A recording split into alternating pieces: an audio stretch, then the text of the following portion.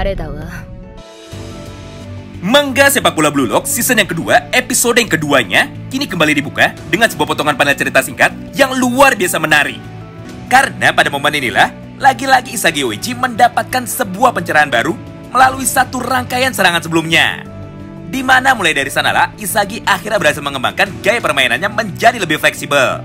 Hingga Karasuta Bito pun bukan lagi sebuah ancaman besar bagi Isagi Yoichi. Bahkan pada panel berikutnya, Nanase pun mulai berkata kepada Isagi lagi, "Isagi, kau adalah satu-satunya orang yang bisa aku ikuti di dalam pertandingan ini. Jadi tolong manfaatkan aku lebih banyak lagi, atau tolong masukkan aku ke dalam rencanamu." Yap, bener banget. Kalian tidak salah dengar dan juga tidak salah lihat. Bagi Isagi Yoichi, saat ini semua pemain yang ada di lapangan hanyalah alatnya saja. Di mana semakin banyak Isagi memiliki alat yang bisa dia kendalikan, maka secara otomatis Isagi pun akan menjadi semakin kuat dan juga tidak terkalahkan. Atau simpelnya, bagi Isagi semua pemain lain hanyalah alat bagi dirinya saja. Itulah yang menjadikan alasan bagi Karasuta Bito untuk selalu mengincar Isagi Yoichi sejak awal pertandingan dimulai, serta memisahkan Isagi dari semua teman-temannya. Karena faktanya saat ini hanya ada satu cara untuk menghentikan perkembangan dari Isagi, yaitu dengan membuatnya terisolasi dan bermain dengan seorang diri. Nah, setelah melihat gaya permainan dari Isagi yang luar biasa menarik, selanjutnya giliran Itoshirin lah yang akan dijadikan pion oleh Isagi Yoichi. Di mana pada panel berikutnya, pada akhirnya Itoshirin pun mau memutuskan untuk langsung membantu Isagi. Karena Rin ingin memberikan Isagi kesempatan untuk bisa membuktikan kemampuannya kepada Jinpachiku satu kali lagi. Oleh karena itu, tepat setelah peluit tanda dimulainya kick off yang ke-8 sudah dibunyikan, Itoshirin pun dengan cepat langsung berlari ke arah Isagi Yoichi, yang kebetulan pada saat itu sudah menjadi target incaran lagi dari Karasuta Bito. Tidak hanya itu, bahkan pada panel ini Rin pun seketika langsung berkata kepada Isagi, "Pergilah Isagi dan carilah tempat yang kosong. Saat ini kau tidak akan pernah bisa mengalahkan Karasuta Bito dalam duel 1 lawan 1. Jadi biarkan aku sajalah yang akan menjaga Karasu. Dan tunjukkanlah kepadaku gaya permainan hebat dari Isagi Yoichi." Mendengar semua ucapan tersebut, Isagi pun seketika langsung menuruti perintah dari Itoshirin. Dan dia pun langsung pergi menjauhi mereka untuk menjaga jarak, sambil terus menganalisa dan juga memperhatikan semua pergerakan yang dilakukan oleh Itoshirin dan juga Karasuta Bito. Sementara itu di sisi lain, Rin pun mulai berkata juga kepada Karasu, "Woi sialan, apakah kau hanya bisa menang dengan cara mengincar para pemain yang lemah saja? Sudah cukup aku membiarkanmu untuk bertindak sesuka hati, dan sekarang akulah yang akan menjadi lawanmu." Mendengar perkataan dari Rin tersebut, Karasu pun hanya bisa tersenyum, sambil terus berkonsentrasi untuk dapat melewati penjagaan ketat yang dilakukan oleh Itoshirin. Sampai pada panel berikutnya, dengan cepat Karasu pun langsung berlari menuju ke arah Itoshirin, sambil terus mencoba mendorong tubuh dari Rin menggunakan tangan kirinya. Namun sayangnya lawan yang dihadapi oleh Karasu saat ini bukanlah pemain yang mudah dikalahkan. Karena pada satu momen yang sama ini, Rin pun dengan cepat langsung menangkis dorongan tangan dari Karasu menggunakan hantaman tangan kirinya. Akibatnya, Karasu pun gagal menjatuhkan Itoshirin dan bola pun masih tertahan pada posisi yang sama, tanpa bisa bergerak satu langkah pun untuk menembus penjagaan dari Itoshirin. Nah, menariknya, tepat di tengah ketegangan itu, tiba-tiba saja Isagi kembali muncul dari titik buta dan langsung merebut bola tersebut dari kaki Karasuta Bito tanpa sempat dia sadari. Hingga pada momen ini, akhirnya rangkaian serangan balik yang dimulai dari Isagi Yoichi seketika langsung dimainkan melalui pola permainan berikut. Pertama, tepat setelah bola itu sudah berhasil direbut, Isagi pun dengan cepat langsung melakukan serangan kombinasi 3 orang bersama dengan Yori dan juga Nanase Nijiro dengan menggunakan umpan 1 kali sentuh demi menembus benteng pertahanan ketat yang dijaga oleh 3 orang pemain bertahan dari tim putih, yaitu Madara Uchiha, Shiguma, serta sang ninja yang tak terkalahkan yaitu Eta Otoya. Kedua, setelah berhasil melewati mereka bertiga, Nanase pun akhirnya langsung memberikan satu operan bola pendeknya kepada Yori, yang kebetulan pada saat itu sudah berdiri dengan bebas pada sisi sebelah kiri lapangan. Melihat hal itu, tentu saja Chikiri tidak bisa tinggal diam. Hingga pada panel berikutnya, dia pun langsung berlari menuju ke arah Nanase dengan niat untuk menghentikannya. Di momen itulah, Shido seketika langsung berlari mendekat menuju ke arah Yori dengan tujuan untuk membantunya. Dan di saat yang bersamaan, dia pun langsung meminta Yori untuk mengoper bola itu kepadanya. Tapi sayangnya kali ini Ryusei Shido harus kecewa. Karena pada panel berikutnya, ternyata bukan Shido lah pemain yang akan diberikan umpan oleh Yori, melainkan justru Isagi Yoichi itu sendiri. Apalagi bagi Hiyori saat ini, hanya Isagi sajalah satu-satunya pemain di dalam lapangan yang mempunyai peluang paling besar untuk bisa mencetak gol. Sampai tibalah kita pada poin yang ketiga sekaligus poin yang terakhir. Di mana pada momen itu, pada awalnya Isagi pun sudah sangat yakin sekali jika dirinya pasti bisa mencetak gol. Mengingat umpan yang diberikan oleh Hiyori mengarah pada posisi yang sangat akurat. Namun sayangnya tepat setelah bola itu sudah tiba, ternyata Isagi malah gagal menerima satu umpan indah yang telah dikirimkan kepadanya. Pada panel inilah Isagi seketika langsung sadar bahwa walaupun dia mampu memprediksi semua pergerakan dari lawan dan mampu menebak kemana ke arah bola akan dikirimkan, tapi nyatanya kondisi fisik dari tubuh Isagi masih sangat lemah sekali. Akibatnya dia pun kali ini harus kecewa karena satu-satunya kesempatan dia untuk bisa mencetak gol malah kembali terbuang sia-sia. Melihat hal tersebut, tentu saja Otoya tidak bisa tinggal diam. Oleh karena itu, dengan cepat dia pun langsung berlari untuk mengejar bola liar yang terpental dan langsung menendang bola itu dengan kencang untuk menjauhi area pertahanan mereka. Beruntung pada momen ini ada Itoshirin dan juga Karasu Tabito yang sedang berlari dengan cepat menuju ke arah bola hasil tendangan Eta Otoya. Walaupun pada awalnya tidak ada satupun dari mereka yang mau mengalah, namun pada akhirnya Rin pun berhasil memanfaatkan sebuah kesempatan serta berlari satu langkah lebih cepat daripada Karasu Tabito.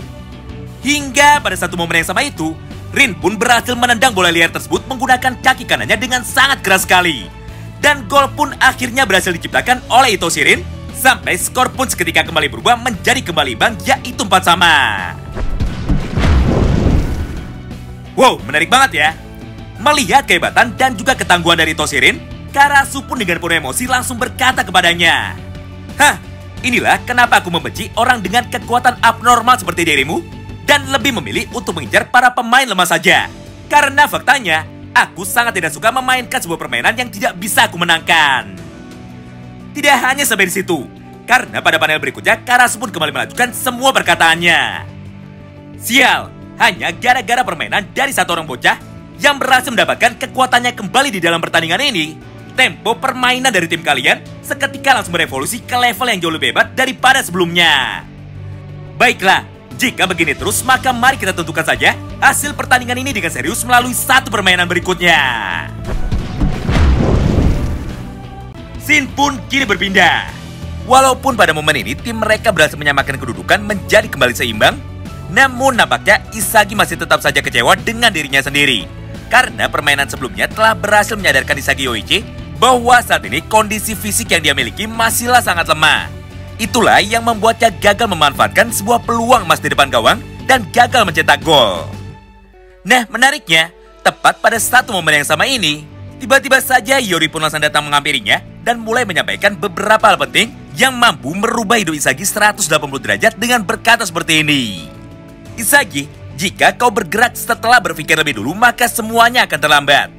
Simpelnya, gaya permainanmu selama ini adalah melihat lebih dulu, kemudian dilanjutkan dengan berpikir, lalu akhirnya tubuhmu memutuskan untuk bergerak.